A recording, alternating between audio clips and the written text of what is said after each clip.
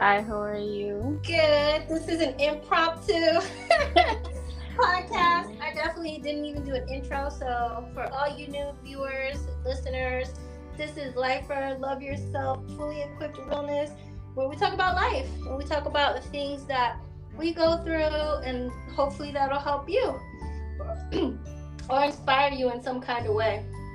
So, you guys already know Pinky. She's been on here like a million times.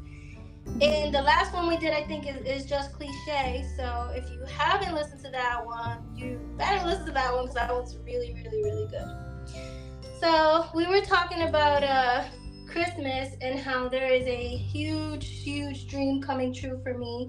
I'm actually spending Christmas with my biological father and my two sisters. And it's a huge, huge dream for me. I've been dreaming of this moment literally my entire life. I remember my earliest dream, I think I don't know, maybe 10 or 12, and I was watching Charlie Brown Christmas, and they were all around that little tiny Christmas tree and singing a song, and I was thinking, wow, it'd be nice to have my family and be around the Christmas tree that way. So we were talking about that, and so what are your thoughts about that, Pinky, as my best friend for a million years now? Well, and I know a lot of people can definitely sympathize with that, with the idea of, family, like your nuclear family being around the Christmas tree, very Brady Bunch, very Pleasantville idea. And that's something that you've always wanted. Like, since I've known her 15 plus years, it's been, I want to have the picket fence, that, that dream that is fed to us, which is beautiful. I mean, we all strive for it. I don't care what anybody says. I think 90% of the people that I come across strive for that. And there's very few people that don't see that as what success looks like when it comes to family. And I'm including myself, at least in my experience. Like, that's what I wanted. I mean, mine doesn't look like exactly the way people would describe a nuclear family, but we got into talking about how like your dream is coming true and how awesome it feels and how you have accomplished so many things and how it just seems sweeter. And when you said the word sweeter, I kept thinking, like, isn't it wonderful when you work so hard towards something and then you get to, squeeze all the juices out of it and like taste it, and it just tastes so much better. You put in the work for yourself, you put in the work in finding your family, and now you are reaping those benefits, right? You made your dream come true. When people say you manifest, manifestation, people think it's like, like the genie in a bottle. You just wish, if I wish hard enough, and there's no work behind it. Manifestation, there is work behind it. I always think there is desire, because desire pushes you, hope pushes you, never stopping pushes you, and then it manifests. And one day you wake up from all that work, and it's like, wow, it happened. And you forget all the trials and tribulations that you went through. You're like, oh, I'm a millionaire. You worked hard. I got to see my family. Well, because you work hard towards it. And that's what manifestation for me is the real deal. You write it on a journal, and you constantly work at that. You read the journal, and you write it again, and you write it again, and then a few months, few years, whatever, because there's no time. And people think that manifestation means that's going to happen in a month and a year. No, it can years. Sometimes not 37 all those things don't even happen. Yo, facts on facts. Talking about fruits of your labor, get it? Exactly, but that's what that is, like the fruits of your labor. And when you don't work hard at something, when you get it, it's not. I don't know. To me, when something is handed to you, it's just there's no pride in it. I'm not afraid of the word pride. Like, people think pride in such a negative. You can't have pride. Yeah, it's prideful. I remember the clip where I love this clip. Snoop Dogg, when he did that clip when he was getting his star, and he was thanking himself. Oh, and yeah. He was like, thank me for doing all this hard work. Thank me. People usually want to, he made a great, beautiful point. Shout out to Snoop Dogg. You made a beautiful point. And like, right. Like, people always think like, oh, I have to say thank you to all those other people, but you put in work too. You was busting your butt, becoming, you became a sleuth detective. You became like, I don't want to put. I don't know if you want to. Do you want me to talk about how you got to the point? Oh, I yeah, don't put no, too you much can. information. You can. I But have no the problem. funniest thing, like, she wanted to go, and she, we've been on this for years. I've been Googling dead people, sending emails, and she has been doing the same. And one day she decided to reach out to a private investigator. And this man had the audacity to be like, well, for 24 hours, it'd be 700. Like the quote for his work was a lot of money. And this is something big part of Betty, which I love, is that this switch turned on, and 15 years, I'm gonna say from my perspective, 15 years of looking for these people, right? And it took this PI to tell her, I need such amount of money, and about 24 hours, I might be able to find something for you. And she said, hold on, wait a minute. And this is the information that you need, and this is that. And something switched on her, and she put in the work, right? Because before, I don't think she was as invested into it. The idea of finding them, but that work that she put in on Googling, I don't know what she did. I had like 12 tabs up every 5 seconds. I was Let me tell you, I found another thing. And I am not exaggerating. There were tabs, highlighters, like we were in like a movie with a CSI board, crime chart. Yo, it was deep, right? There was DNA swabs. There was outlines of bodies. Like, I've never seen some stuff like that in my life. And this was like, it was a quiet Tuesday. An aerial view of the house in the car. Yo, she had an aerial view of this alleged, biological father of hers. At that point, there was no confirmation, no nothing. She got license plate. I'm like, listen, I don't know, because that's the determination that you had, and you were in such a good space in your life that you were like, I'm ready. Where before you felt like you were ready to receive that information, but you weren't. So now you're ready. You manifested something that you wanted. You worked hard at it, and you got it. And like, literally, I am not exaggerating. I'm not exaggerating, because I usually exaggerate to be funny and get a laugh. For 48 hours, she had names, social security, background checks. I had. Oh no! Somehow your comment. Say it again. It went away for a minute there. What? Oh, I think I said, like, I never, like, I often exaggerate just to get like a, to get people to laugh, and I, put extra flowers and stories. But no, I am not lying. It was 48 hours later. She had names, DNA, like social security, like everything. I was scared. I was like, what are you using first and foremost? And who in the F? Because this is not, like, you went from not knowing a name. Literally, it was one name.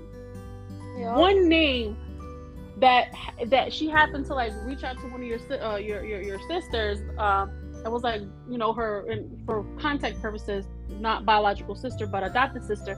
Like, hey, do you happen to know a name, something? Her sister said Tommy, and all of a sudden from Tommy, she, like, and that's not the real name, just for, to be respectful of people's privacies, but like one name, and she just flew with it. So she wanted that so much in her heart, and and that's admirable. You manifested that. You made it happen with hard work, perseverance, and desire, and you needed that right now in your life. And now it's going to be, your first Christmas, and you're going to have that nauseating kumbaya shit that you like. We're the total opposite. I'd be like, yo, I'm going to bed. As a matter of fact, I'm waiting for matching pajamas right now. So, confession. I don't do the matching pajama. I'm not that person, which finds kumbaya to you. But Lauren had sent me pajamas, so now the entire family is gonna have matching pajamas, and I wasn't gonna tell you, because I was like, I didn't want to tell you because of this. This is why I didn't want to tell you. This is why I was gonna die not ever gonna tell you that we. Pero espérate, entonces tú y yo tenemos que tener matching pajamas por la próxima Navidad. No empiece. Yo lo estoy haciendo esto por la nena. I'm doing this because of my baby. That's it. It's a one-time stop. No, that's it. This is fine. We're okay. Like, Stop it. Well, she needs to get. I'm gonna send her my size because I want a pair too. And like that, you could just crop me into the picture. Crop you into the picture. Hold on, wait a minute. So it's funny because you're receiving your package today for her entire. She got her entire family matching pajamas. Like, it's nauseating. Like this her dad, grown ass pimp daddy. So he's hot, people. I'm just gonna put out that he's a good looking man. My her DNA don't lie. He this big ass dude is gonna wear her pajama. If she gets him in this pajama, listen, you have conquered many things, but that I don't know. A military guy in polar bear pajamas. And not even subtle colors, okay? Like, nope. Yo, who the hell? Oh my god. Get away from me. But yeah, like, you know, I don't know how we got here, but we're here. Like, you know, manifest life, manifest yourself, and that's what that is about. Like, when you really want something really, really bad, you want it doesn't mean you're gonna get it right away. It's when you'll get it when you need it, and you need it right now. Yeah, and you know, sure. I know what I need. A ver si yo lo puedo hacer eso con un marido. ¿Cómo fue? Si yo puedo hacer lo mismo con un marido. Tú lo vas a manifestar. Oh, he's there. You're manifesting it. PSA, if you're out there, single, husband. You will. Listen. I'm gonna do a PSA. Dios santo, ayúdame, Señor. If you're listening out there, come through. She's amazing. What is it? What is it? The SOS? Like what is it? SOS. Help. She's amazing. Sing. Yeah. For real, I don't know.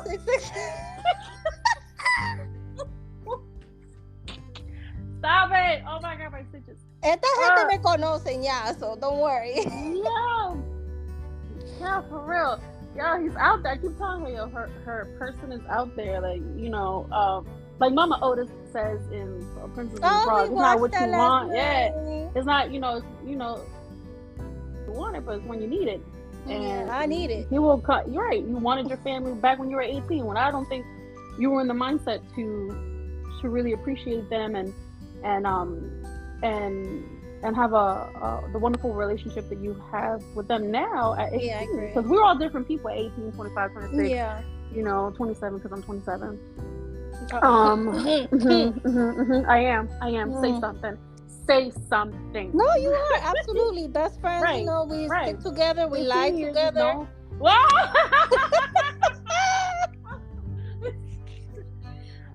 The nonsense that comes out of your mouth.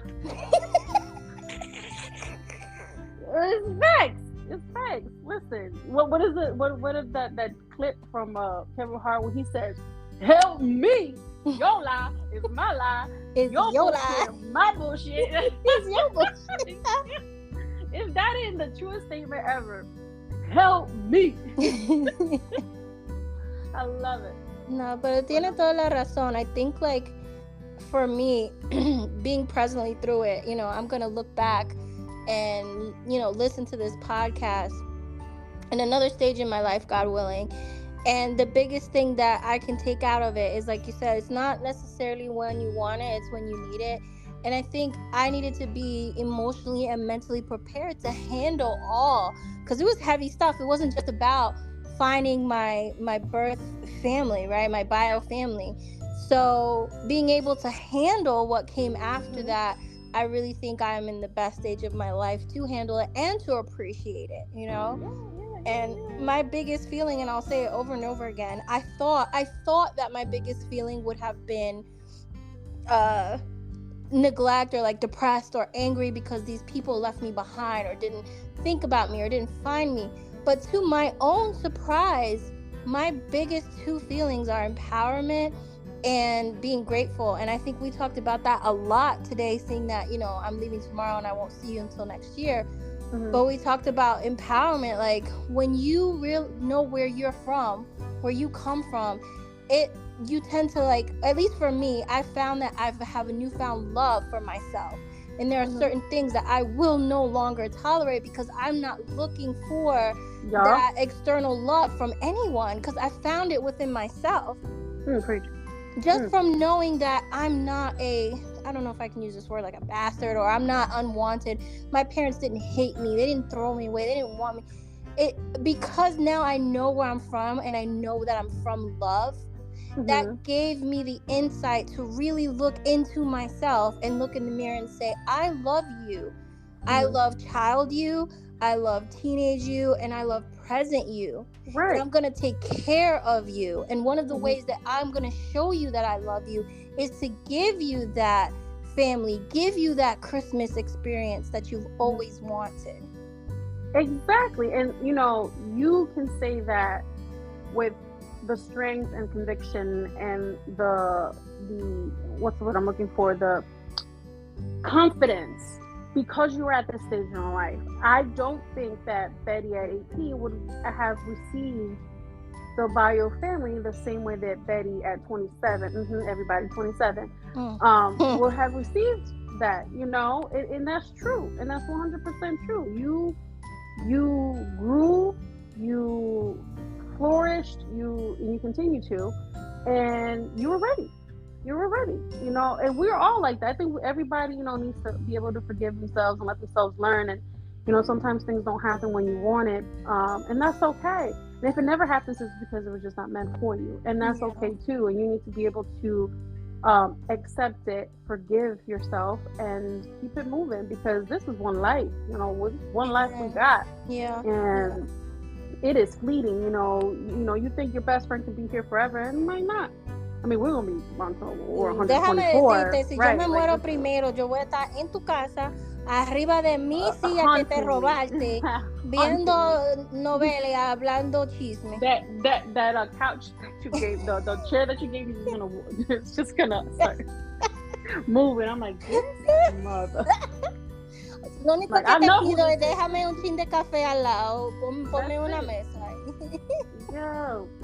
No, I mean, it really is, you know, when you come from not a non-bio family, if you're adopted or you're in foster care, and a lot of people, I mean, we've shared, I think at one point when I've come on Lifer, that I do fostering and adoption, and it is so important for me and for the children that come through our home. And I think we were talking about that the other day, like, they need to know that they were loved, and that whoever is their bio parents and whatever their situation was, it wasn't out of, you know, most of the time there are very exceptions to the rule where people are just, I do believe they're just mean people in the world, toxic, mean people who enjoy doing that stuff, but there's very few of those type of personalities. I think people just go through traumas, and they should be forgiven, and people should have empathy. And I want those children to know, and you know, you as an adoptee should know, like, it's not that you were thrown away or you weren't loved, or there was someone in your family. It's not your biological parents. Someone there wanted you, and someone there loved you. Unfortunately, this is the family that you were dealt with, and that family loves you. Yeah, absolutely. And that's fine, because not every family is gonna look like that white picket fence, nuclear mom, dad, you know, with 2 kids and a dog. That'd be boring, right? You know, we need some spice in there. We need a family with a grandmother and 2 kids with uncles and aunts and cousins and all that stuff. Yeah, those are families in themselves, and we need to celebrate that more, because these kids who are growing up in the system like that, they think that they're not wanted, and that's far from the truth. There's so many parents that unfortunately get kids taken away, and I know I'm kind of going off on a tangent, like, they get the kids taken, not because they don't love the kids, they don't know. They're probably a victim themselves. Not there, I hate using the word victim, but they are a production of their circumstances, right? They themselves have been going through something, and you can't, as a child, not forgive your parents for their shortcomings, because unfortunately they're children and learning just like we are. You know, you can only grow and flourish through forgiveness, I always think, because if you hold on to stuff, you're gonna get weighed down, and you're never gonna move forward. And I think that's why I think 100% is not when you want it, it's when you need it. And you know, 18, 20, 22-year-old Betty was not ready to receive her bio family because you were still angry. You were still in that mindset of like, well, you said earlier, I, they don't want me and they don't this and they left me. You had not forgiven them at that point, and now you have rather, and you're ready. And I also want to, like anyone else who's going through similar situations, doesn't necessarily have to be exact. I do want to make a few points. It's not that my adopted family treated me bad or didn't love me, and that's why I was longing for my bio family. No. My mother, who I will always say is my mother, she's my adopted mother technically, but she is my mother. She was the best mother I could have ever asked for. She never made me feel like I was not part of the family. I was actually shocked when I found out on my 18th birthday that I was adopted.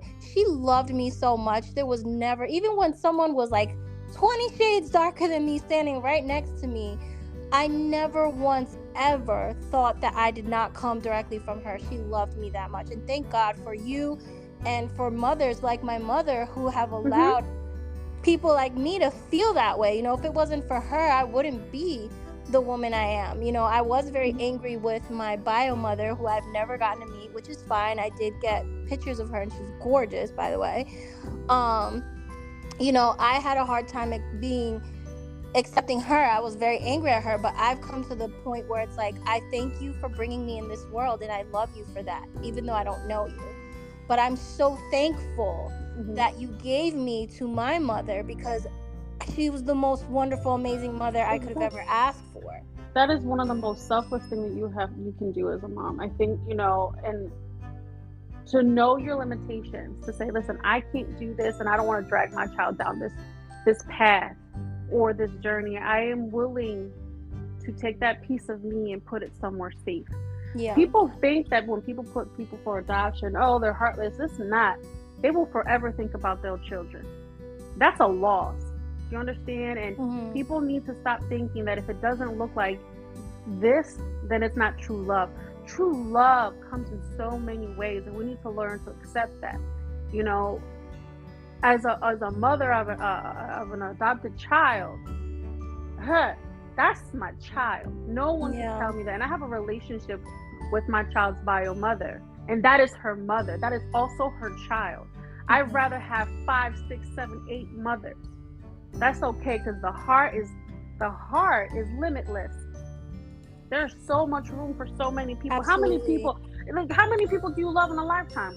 There's people that you love your entire life that you probably don't even see today, but you love them during that period. It never stops loving. Well, we just talked about someone that, you know, I dated years ago, their mother, and how I just saw a picture of their mother. I'm like, oh my God, I love this person so much. I'm so happy for them. So you never stop loving, you know, and that's what I love about, no pun intended, us as human beings, you know, our capacity to love and care beyond ourselves, you know. And there's always room. There is always room.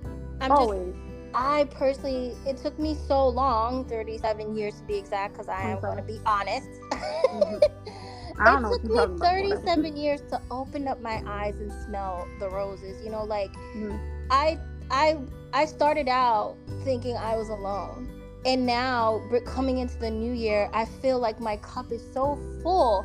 Even though I don't have my own like family, like my husband, my kids yet, my cup is still so full because I'm looking at the world differently. Not only do I have my amazing adopted family, my brothers and sisters, my adopted brothers and sisters that I absolutely love. And don't get me wrong, we have our ups and downs, but I love them nonetheless. But then I have my extended family, which is now my bio family, which I absolutely adore as well. But then I even had family that was placed in my life that I didn't even notice was my family until recently. Like, I don't want to give away like real names, but I'll just give nicknames: Bunny, Bubbly, Roja. That's my third family. And then you guys, Lauren, the kids, you know, T and J. That's another family. So I already have 4 families, when at first I thought I was completely alone. Because we're never alone. I think, you know, that, you know, we don't do anything alone in our lives. We can seclude ourselves. Yes, there's an active thing that people do, seclude themselves. We don't come into this life by ourselves. Someone's pushing. Yeah. You know, we don't go by ourselves. Like we're not alone. You know, I mean, I don't know, for some, if you believe or not, but I believe, and we're not alone ever, ever, ever, ever. There's someone somehow on your side, and I think we need to teach each other that, because I think, in America we do have this cultural idea that, I brought myself up by my boots up by myself. I didn't have any help. I did this by myself, and if you don't do that, then no. That's so false.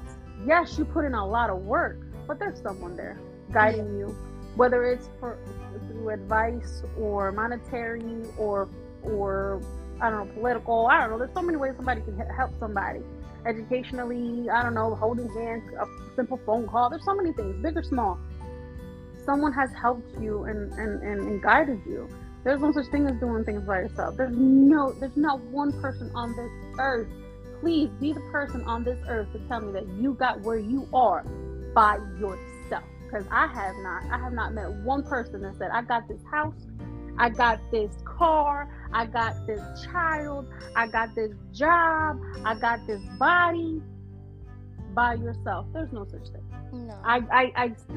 If someone could call or write to Lifer and say, I am that person, I am that anomaly, I would love to hear your story. Well, it's funny. It's funny because Spotify actually has a new program that I just saw when I opened up the app to record us, and it says interaction, where we can actually post a question and then they can answer. So I'm going to post a couple of questions off of this particular recording, and I'll let you know. I'll get back to you and let you know what I would love to find that person. If you know somebody that claims that they don't need nobody, they do everything by themselves, please. Because I don't believe that. I don't believe that at all. That they have done everything where they are today alone.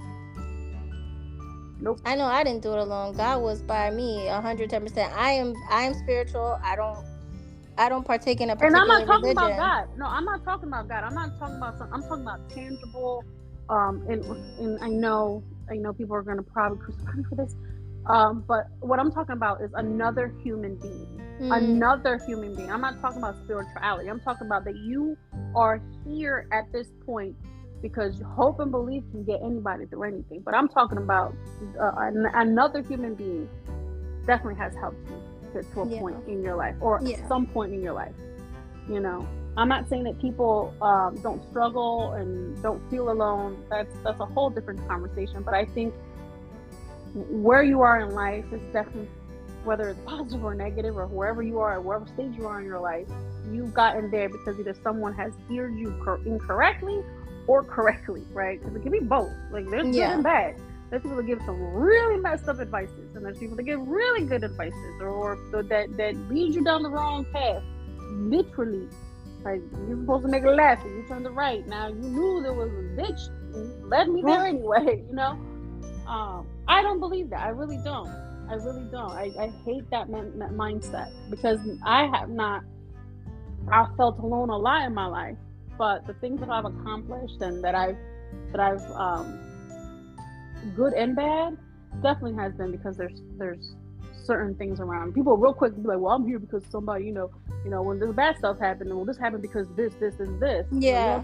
You're not alone during that time, but you're alone when you did all the good stuff, right? So I don't know. I don't believe that. I really don't. I don't see it either. Not even believing. I know you cannot do life by yourself. There's no way.